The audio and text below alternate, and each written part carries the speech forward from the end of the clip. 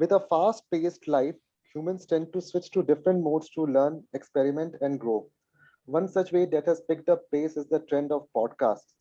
Podcasts have been a great way to teach, learn, and grow both as an individual and as a community.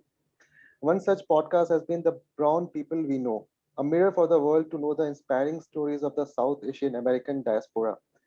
I'm delighted to welcome Mr. Suraj Kandukuri, creator of the podcast series The Brown People We Know. Welcome, Suraj.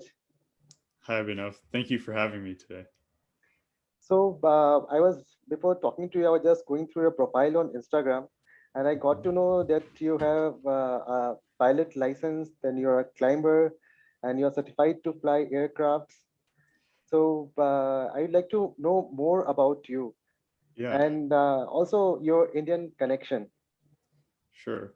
So I'm actually training for my pilot's license right now. Fingers crossed it works out. But I'll kind of go from the start and I'll get to the hobbies in a bit. But my family is from Andhra Pradesh. So my parents moved to Canada and then to the US. So I was actually born in Saudi Arabia, but I don't remember it at all. My dad was working there at the time.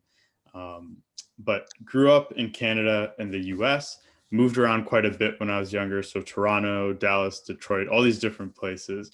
But for the most part, I'd say pretty typical, like Indian American immigrant story, right? Like at some point, our family shifted from kind of making it, settling in America to becoming middle class here, and all those kind of that typical journey, getting education and all of that.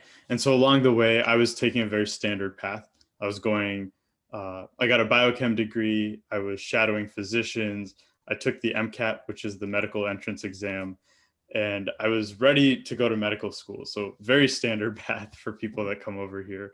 But I kind of paused after I graduated from my degree program, and I thought, let me take 1 or 2 years to kind of try something else. Just let me explore a little bit and see what sticks. If nothing sticks, then my medical entrance exam, that score lasts for 5 years, right? So I can always go back.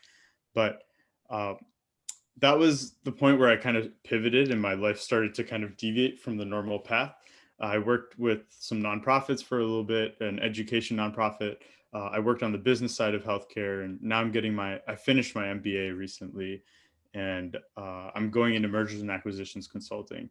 So to your point, I think along the way, the other thing that I realized is, my parents they came here for our education and for us to be in a better position in society to generate wealth.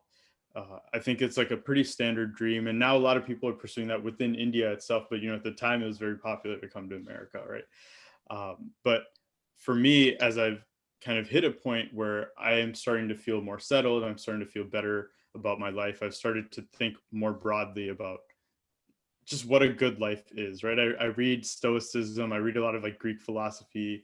I've read like a little bit of Bhagavad Gita, these different things. And I think I realized that there's much more than work. So Mhm. I've been climbing. I became a rock climber.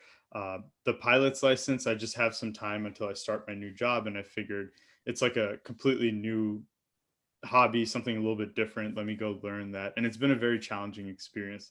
The first few times I was in a plane, it was terrifying. I didn't think I could learn it, but as you go, you get better. Um, yeah, so that's just a bit about me. I think overall, I would say that my life philosophy is that the world is a very big place, and I just like to experience as much of it as I can. In a month, I'll be moving to New York City to work in consulting for mergers and acquisitions. Mhm. My long-term dream is to kind of go into the media or entertainment industry and kind of work on the business end there. I remember as a kid, so I speak Telugu, and a big part of why I can speak Telugu is because I would watch so many Telugu movies, and so that kind of entertainment industry has kept me plugged into my Indian side very much because where I grew up, there weren't a lot of South Asians around me, and the ones that were there, I wasn't particularly close to. I went to a high school with 2,000 people, and four of us were Indian in the whole school.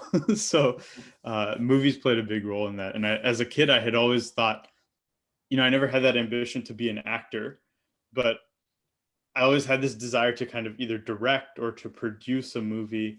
And as I got older, you get more practical. So I started to kind of forget that dream. But more recently, as my career has started to settle, I've been thinking more about that.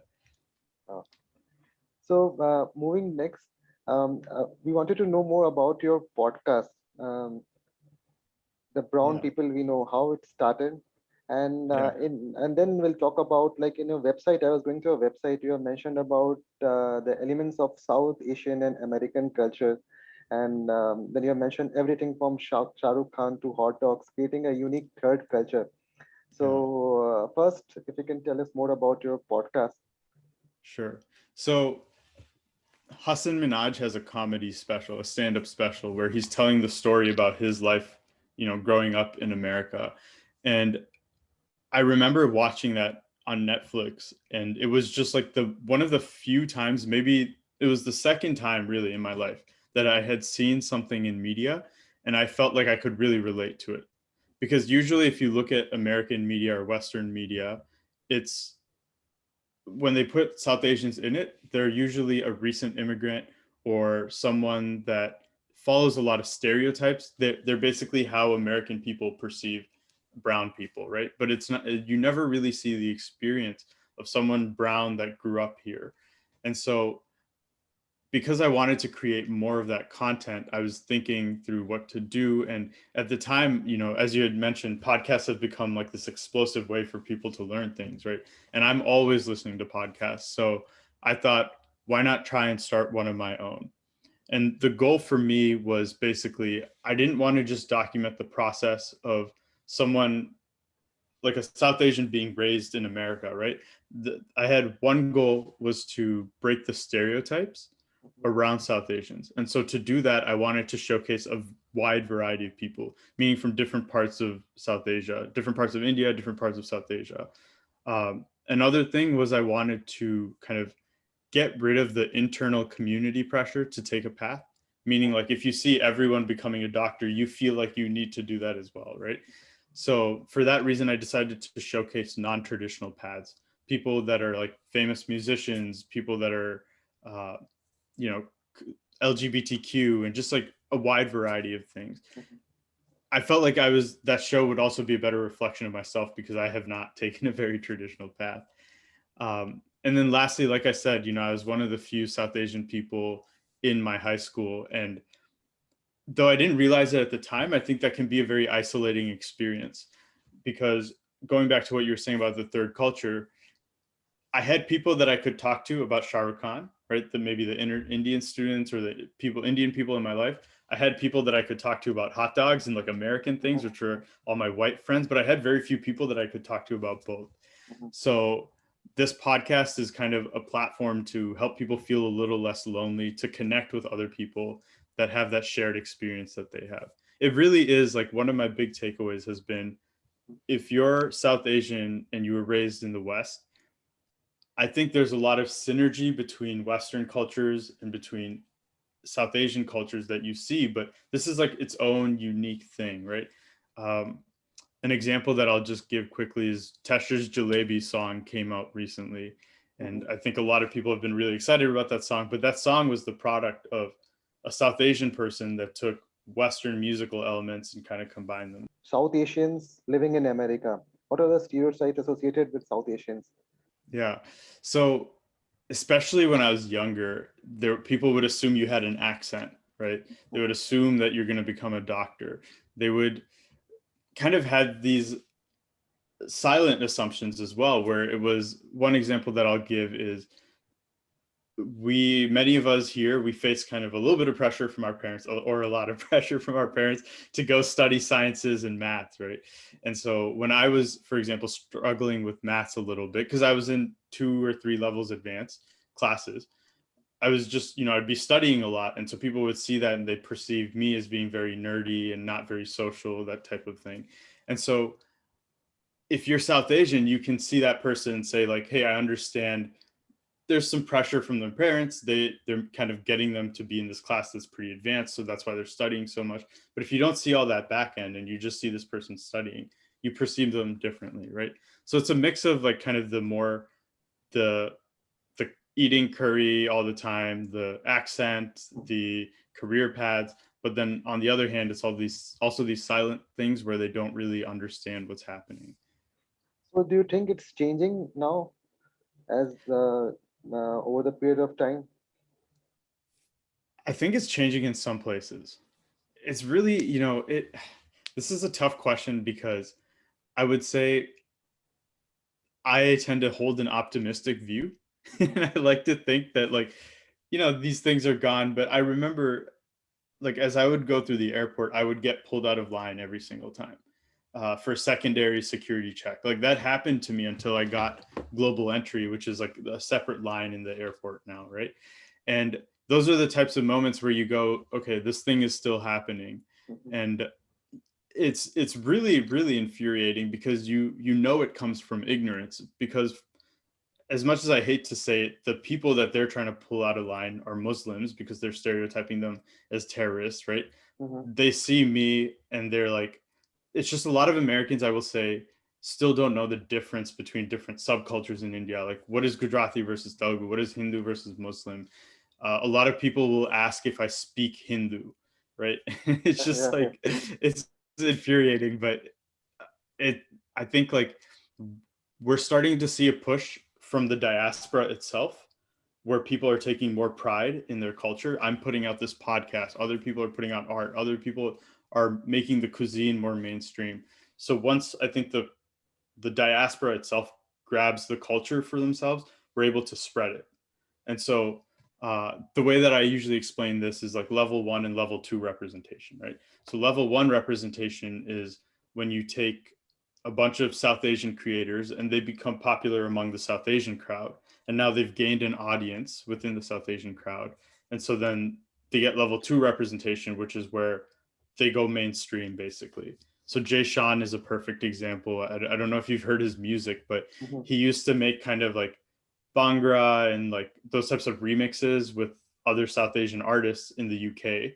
And then major UK record labels saw how popular he was with the South Asian audience.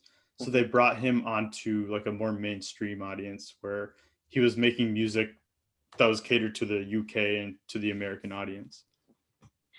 But when you say South Asian diaspora, it's not only the Indian community, people from other South Asian countries as well. So is it similar with other communities? So I've found that, well, first I think we need to look at how the makeup of the South Asian diaspora, right? At Uh-huh. least in the US, 80% of it is Indian, Mhm. and then 10% is Pakistani, and then the other South Asian countries make up the rest. So majority of it is Indian and Pakistani. But the other thing to notice is, like, I just said 80% Indian, but if you just look at India, it's so diverse, right? It's not enough to say Yeah, yeah. 80% Indian. What percent are Telugu, Gujarati, or Marathi, all these different things. So I find, though, that the term South Asian resonates with everyone because we're still at a stage where, as I mentioned earlier, Americans and other Western people, they don't really know the difference, right? So we're still at a stage where we kind of need to band together to get our voices heard. Mhm. And then within those different things, you kind of make the different communities known. And the way that I've gone about that is I've created this podcast that's about South Asian Americans that are taking non-traditional paths. And when I started the show, the way I would do it is I would refer to you as South Asian, I would refer to me as South Asian, I'd refer to everyone as South Asian to be inclusive, to kind of unify our voices, right? But what I realized is as long as I'm labeling the platform as South Asian, I don't need to kind of strip ourselves of our identities, right? So most of the times now when I introduce myself, I will say Telugu American because I want people to know that I'm Telugu, and then they will eventually learn that Telugu is like a sub community within India, Yeah. and then like they'll start to understand all of that, right? So I think right now we're still at a stage where everyone resonates with South Asian. Again, Hassan Minaj's show or stand-up special, I saw myself in that, even though he's a brown Muslim from California, right? I was a brown Hindu from the Midwest, Midwestern states of America, but it was the closest thing I could get. So we're still at that stage right now. Eventually, I think we'll see more um, more variation, so to speak. So, for our listeners and viewers as well, if you can tell us about what are the steps involved in creating a podcast episode? Yeah. So there's essentially four different, we'll call it phases, and not phases, but like four different steps or phases. The first thing is to do kind of the overhead. That's what I'm referring to when I say like, what is your podcast, right? Understand what it is, what type of show it is. Is it an interview show? Is it like a storytelling show? That type of thing. Any sort of like marketing theme type stuff you need to decide, that all falls under overhead. So you just need to know what your podcast is. And for someone who is planning to start a podcast, I would say don't spend too much time on this early on. Just start your show. Within 10 episodes, you'll have a much better idea based on how your episodes have gone, what topics have resonated, how your audience is reacting. You'll have a better idea of what your show really is. In terms of actually putting out an episode, there's before recording, during recording, and after recording, right? So before recording is you got to find guests, you have to figure out your story, you have to kind of script it out, you have to do your research. This is going to vary based on the type of show you have. If I have an interview show, so what I do is I recruit my guests, then I spend a couple hours just looking them up, listening to other podcasts they've done. Then I spend a couple hours scripting out the show, meaning I want to tell this guest story. So I'm like writing out questions, but as I'm doing the questions, I'm figuring out like what order should I ask them these questions in, right? So that it makes sense. During the recording is actually the easiest step. I know that's the one people feel the most nervous about. I still get nerves before I record a show, but that's just an hour. You just go in and you record, right? The hard part of any podcast, the hardest part I'd say is after recording, because then you have to go through editing, which takes a really long time. That's actually probably the most resource intensive part of a podcast, is just the editing phase, marketing, getting people to come listen to your show. Podcasts are still a relatively new medium, and I think it's very hard to draw an audience, because if you go to YouTube, you see recommendations on the right side. Yeah. But if you go to a podcast app, maybe on the home screen you see some recommendations, but you're not really actively getting recommendations in the same way. But in digital storytelling space, or we can say we have so many different social media platforms. Like I make YouTube videos. I've been doing it for more than 3 years now. And then you have Instagram, you have Twitter, you have different now Clubhouse is very getting very popular in India. So I'm sure it might be in other countries as well. So why you chose podcast as a medium of storytelling? Yeah. I chose it personally because I listen to podcasts so much. Like I started as a listener and then became a creator 3 or 4 years later, right? But to me, the reason that I fell in love with podcasts initially was because I could do it on the go. I'm driving, I'm running, I'm walking. It's just I can still, it was just very accessible in that way. Mhm. But over time, what I've come to realize is that I think the human voice is just perhaps the most authentic way to get to know someone. And there's a couple reasons for that. For example, right now you and I are doing a YouTube video. So I put on this shirt, right? But this might not have been in fact, I'm home right now, so this is not what I was wearing Yeah. before this. But uh so when you bring on a guest onto a podcast, like they don't feel the need to kind of be dressed up, be fancy, that kind of thing, because they know it's just voice. You get them in a more relaxed state. Um, but another thing is, I think about this with dating a lot, where you see someone and immediately you pass a judgment, right? Or you'll see a dish in the case of your show, and immediately you'll pass a judgment. And if you were to just taste the dish before you got to see it, your idea might be completely different. And in the same way, I think with so much of the human experience, if you were to hear it, or hear the person, hear their thoughts, hear their voice, hear their emotion before you saw the person themselves, your perception of them or what they went through could be completely different. And so that's why I genuinely think we've just gotten so used to judging things with our eyes, which is, it makes sense. That's what our eyes are for. Mhm. But I think when you take that element away, you just get a very authentic medium for storytelling. Um, as you have done so many podcast shows, who was your favorite, like till date, who is your favorite guest speaker? Yeah, man, it's so tough. I think so. I just finished an episode with Yoar Charlie, who is he had his family is like all actors and such, right? They were actors in Pakistan and in India, and then when they moved here, they told him basically don't become an actor because they didn't have the same network that they had back in India and Pakistan, where you get into the industry by knowing people. But he ended up becoming an actor, and now he's a real estate agent that's selling like he's sold I think 7 billion in real estate sales in U.S. dollars, and he's also LGBTQ. He's married to a gay American person, so the story was just super unique. But I think just his entire, uh, I guess, experience was unique. So I think that was like one of my more recent favorites.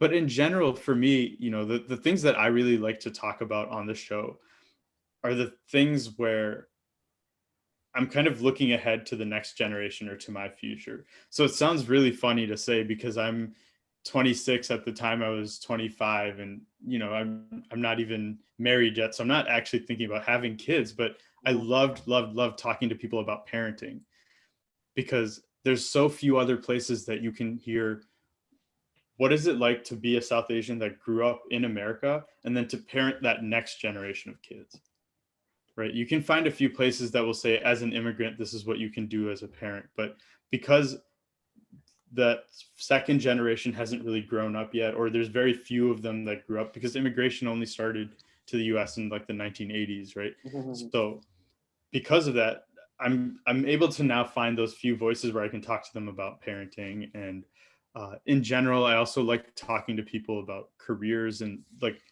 although the diaspora is so concentrated in medicine and these certain fields right now, do we expect that to continue? Are we going to see more people going into the arts, and why? Those are the types of questions I like to ask. Now coming back to your podcast, as you as no, not everybody would be a great speaker. So how to bring out the stories? So it might sound counterintuitive, but I think one trick is to ask them a question that they've never heard before, because it makes them think and it gets them excited. Versus if you ask them the same question that they've heard before, right? Like, what do you do for work? It's just not. They kind of go to their default answer. Maybe they give you a short answer, and so to do that, you have to do a lot of research on the back end. Another thing is if they give you an answer, maybe they are introverted and they give you an answer, just ask them a follow up question on what they just said to you rather than immediately moving on to the next topic. It's hard when you start as a host because you're Mhm. still learning to manage the conversations. You're learning to like listen and to respond. In the beginning, you're not even listening really because you're just like, oh, what is my next question? How much time do we have left? You're managing all these things, right? Mhm. But over time, you get to the point where okay, I can listen to you and then I can ask you the next question. And then the last thing is just it sounds funny, but editing. Like Mhm. that's like I said, that takes up most of the time with podcasting. And if you have a guest where, for example, two things that I run into. One is the guest will start something and then they'll cut off and they'll go in a different direction. And then they'll start something, they'll cut off and they'll go in a different direction. And I say it's your job as an editor to decide what type of show you have. If you have a conversational show, leave that in. But for myself, I consider it a show about stories, right? It's a storytelling show. It's not just like a regular interview where it's just a conversation. So if they're starting a point and they don't finish it, I'll remove it because otherwise it's confusing to the audience because they have to follow along with all these different things. So I'm literally crafting the story through editing. I'm not changing what my guest is saying, but I'm removing the conversational components of it, the the kind of filler words, but also these kind of start and stop thoughts. Um, the other thing that I run into just slipped out of my mind. Sometimes people will present things out of order. And so this is more rare, but occasionally I will move things around within the conversation because let's say I'm having a discussion with you on my show. I've done, let's say, 4 hours of research on you. So anything you say will make sense to me, but my audience hasn't done that research before they come in, right? So they don't have the context on your background. So sometimes what I'll do is I'll ask them a story. They'll tell me a story without the context that, the audience needs. So then I'll just ask them to fill in the context. And in the final episode, I'll move the context before the actual story. So the point there just being that when you're producing a show, again, it's a lot more than just the hour that's going into it, right? It's the editing is a big part of it, and the general context that you set around the show, the tone you set around the show is a big part of it. And that's for an interview show, that's for a storytelling show like mine. If you have a conversational one, you're not going to do most of that editing. So just something to keep in mind as people think about starting a podcast. And one last question before we move on to the food part, the food segment. Yeah. Where do you see this podcast scene in the next few years? Yeah. So it'll be interesting. Even within the next year, I think it'll be really interesting because I believe what happened was that with COVID, everyone's stuck at home. So you saw like a large growth in the number of podcasts. But I think over time, as people are like able to go hang out with their friends again and do these other things, like a lot of those podcasts are going to go away. So there might be a reduction in the number of shows, but I think the quality, if anything, will get better because now you'll be able to have more guests in person, that type of thing, right? Uh, the other big shift I think that we're seeing right now, historically, I think podcasts, especially when they succeeded for one of two reasons. It was either a really niche subject or the host was someone very well known. If Shah Rukh Khan started a podcast, it would be top 1% Yeah, of the yeah. podcast, right? So those were the two things that were happening in the past, but we're increasingly seeing more and more shows that are just started by production houses. So in America, we have NPR, the National Public Radio. They have a bunch. Spotify, the music listening app, is now producing their own exclusive podcasts, right? So I think we're going to start seeing a lot more of these heavy production podcasts where right now for the first 25 episodes of my show, I was the only one on there. I was the only one editing. I was the only one doing all of the work. But in the future, I think, and there are already shows like this, but you'll see more shows where there's a full production team, just as you might have for a TV. You know, someone's capturing audio, someone's capturing video, all of that. You're going to start to see more of that. Like you'll have an editor, you'll have a producer, you'll have a writer, all these things for a podcast. I think the same is happening in India as well. Yeah. Over the few last like months, I can say, I've seen many well edited and well scripted shows than the previous, like say, couple of years back. Yeah. I'm really excited for the Indian podcast market actually, because especially with brown people we know, for me, it's two things. One, like the process of creating this podcast, I've been able to connect with South Asians, especially within the US and the UK, because so many of us are podcasting about the same, like this diaspora experience. But I'd love to start connecting with more Indian podcasters that are talking about the experience there so that we can kind of compare what it's like, right?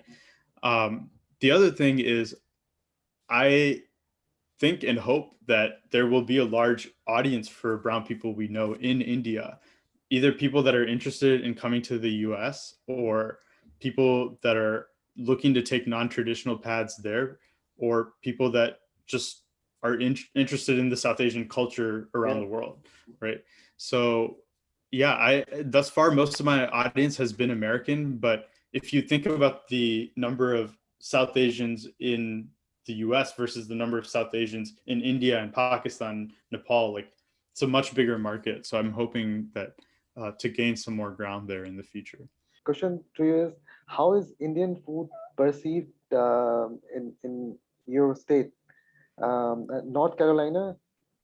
I'm in North Carolina right now. Yeah. Uh-huh. I would say, though, it's kind of frustrating because I think I don't know how it started, but there's like 4 or 5 dishes, like chicken 65, tikka masala, chicken tikka, like these 4 or 5 dishes that kind of somewhere they caught on, and now all of America thinks that's what Indian food is. So I think people in America don't generally have a good perception of what Indian food is. They don't know like the diversity of it. Um, the other thing that's funny is that it's obviously perceived as very spicy, right? But for me, it's always whenever I walk into an Indian restaurant and they ask me like, how spicy do you want your food? I have to figure out, are they talking on an American scale or on an Indian scale? Fortunately, I'd say my spice tolerance is pretty high, so I can bear it on either scale. But uh, yeah, I would say the main thing, the main descriptor I would have right now for Indian food is just ignorance, because I think a lot of people don't know uh, about even things like pani puri, which I love, or pav bhaji. Even dosa isn't, because dosa isn't usually at the buffet table, right? Or when it is, it's like kind of soggy. It's been not that it's bad, but it's just not the same as getting a fresh, dosa when my mom pours them at home or that type of thing. So a lot of people still don't really understand Indian food here. So at your home, what do you cook? Is it mostly the food of your home state, like Indian, the Telugu cuisine, Andhra cuisine, sorry, or is it mixed? So my parents, for the most part, cook mostly Telugu cuisine. Mhm, For me, when I'm living on my own, to be honest, it's like just a mix. It's not just Indian cuisine. I like cooking as almost as a science in a mhm, way. mhm, I think about like how the meat is being heated up and these types of different things, right? I have knives that I really love. Like I won't let my parents use my knives because I'm very protective of those things, that type of thing, right? So I like cooking as like an art and a science. So I think I like to experiment and try different things. But at home, it's really South Indian cuisine. So dosa, idli. For the most part, we have rice with kuras, with curries, dal type curries, beans, those types of things. mhm, Uh, but yeah, I would say that's what it's been for the most part. And even with that though, it's really interesting. So just like a little anecdote that I want to share mhm, is I was talking to someone recently about pulihara, which is tamarind rice, right? mhm, mhm, And I think there's like 3 layers. This to me really illustrates like the complexity of food and like the cultural understanding behind it.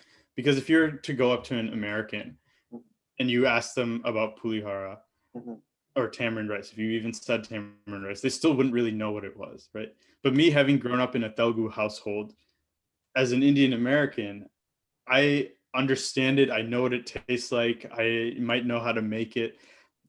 So I have an understanding of it. But I remember when I was a few years ago, like I went to India and my uncle has like a farm. And on that farm, there's like a tamarind tree.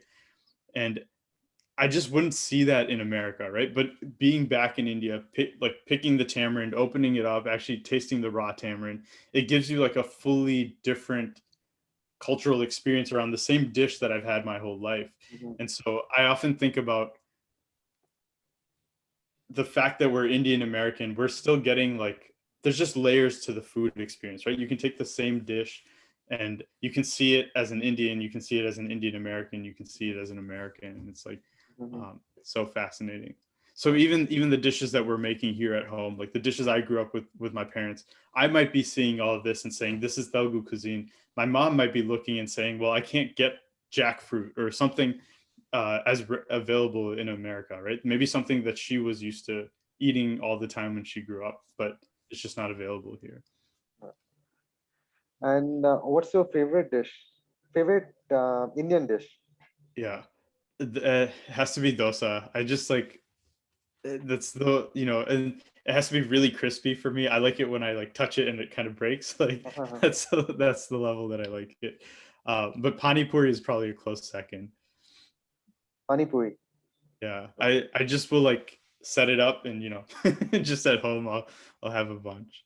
Uh, so your profile on Instagram says you're a tea addict.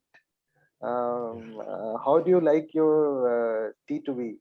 Like Yeah. chai? So I surprisingly don't. I'm not a big fan of chai because I'm not a big fan of milk. Uh-huh. But I my tea collection, basically, I have probably 30 different kinds of just loose leaf and another 10 or 20 different kinds of tea bags. Mhm. And it's really been from around the world. So like one of my favorite Indian ones is Assam. Mhm. And I have a specific one that I get from like a specific tea shop in Michigan here. Mhm. But I really like Assam. When I went to Beijing, so I visited China for 10 days once, and I got like a jasmine green tea. And it's funny because that's a tea that I got from China, Mhm. but I love it because I'm Indian Mhm. basically. Because every time I go back to India, you know, in the morning you can smell all the jasmine Mhm. flowers, Yeah, and yeah. like people will wear it in their hair and that kind of thing, right? Mhm. So it's like I got that attachment to jasmine while I was in India, but the tea itself came from China. Mhm. Uh, yeah, so it's actually not chai, but I just, you know, for me, I love exploring and trying different kinds of tea. So when we host people from like other countries, mostly from Western countries, they always say chai tea. Yeah. So when they come on our tours, they say they want to have chai tea. I say like say no, there's nothing called chai tea. Chai is tea and tea is chai. So so that's Yeah. and for us like chai is chai. Yeah. We don't call it chai tea. So they say that milk tea is called chai tea and normal tea is just tea. So it's a bit confusing. Yeah. I don't know if you saw the pain on my face, but yeah, this is a conversation. I have to explain, or like non-bread. It's Yeah, like, non-word, non-word. yeah, Yeah, there's like that's a good a, answer. you know, the sound of like nails on a chalkboard. Like that's when I hear chai tea, it's just Non-word is like yeah. bread. Yeah, yeah, exactly. And you know, you can explain it to someone and some of them get it and some of them don't. Mhm, There's little cultural things that are always so funny to me like mhm, that because you know, if you go to a yoga shop here, for example, or some sort of store that has like yoga items, like I remember I would see Ganesha statues, mhm, but you know, if you look at any Ganesha statue made by an Indian, one of the tusks is broken, right? And there's like the whole story, he broke it to finish mhm, his mhm, test and that. But if you look at a Ganesha statue made by an American, like they're trying to take the symbol, but both tusks are intact. So they haven't done it properly, right? And this goes back to why we need more representation, more everything that I'm trying to do, because we need more South Asian content that is created by South Asian people. yeah, It can't just be like Netflix taking stories with South Asian actors. It has to be South Asian people writing, South Asian people working at Netflix that are bringing those shows on board. It has to be across the board. mhm, Otherwise you're just going to see more of these things. Like these things really, as someone that's grown up between the culture, hearing chai tea, seeing Ganesh with both tusks, these are things that really do mhm, irritate me. mhm. But yeah. So, moving on to the last question, your dream food travel destination in India, one place which you'd like to travel in India just for food and the world as well, like any Yeah. country. Yeah. So to be honest, my knowledge of different foods in India aren't even, it's not that good. So something like Delhi food walks would be incredible for me. But for me, it's I'm fascinated by different foods and just trying different foods. So again, like I hope this isn't like a bad answer or like not answering your question, but to me, more than going to a single state, it would be like going to a place like Delhi where I can experience the food from different regions.